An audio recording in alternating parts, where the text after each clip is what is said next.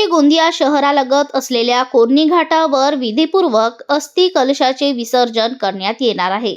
या कार्यक्रमावेळी उपस्थित कार्यकर्ते व नागरिकांनी स्वर्गीय अजित पवार यांच्या स्मृतींना उजाळा देत त्यांना अखेरचा निरोप दिला। या श्रद्धांजली कार्यक्रमाला आमदार राजकुमार बडोले, माजी आमदार राजेंद्र जैन यांच्यासह राष्ट्रवादी काँग्रेसचे अनेक नेते, पदाधिकारी व कार्यकर्ते मोठ्या संख्येने उपस्थित होते। सरोज कावडे, गोंदिया। राजू भैया, काय सांगाल? आज अजितदादांचे या ठिकाणी अस्थिकलश आणण्यात आलेला आहे, काय सांगाल एकंदरीतच?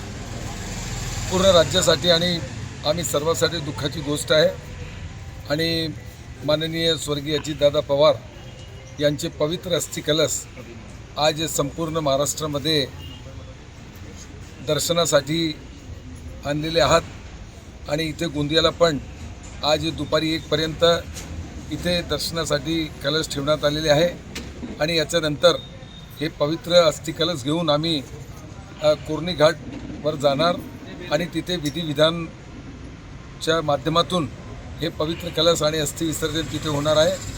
आणि तुम्हाला सर्वांना माहीत आहे की पूर्ण राज्यात एक गहरा दुखवटा आहे, एक शोक आहे आणि हे छती अपूर्णी आहे, म्हणून आम्ही सर्व मिळून त्यांच्या चरणी श्रद्धांजली अर्पित करतो। अजितदादांच्या आठवणी काय सांगाल?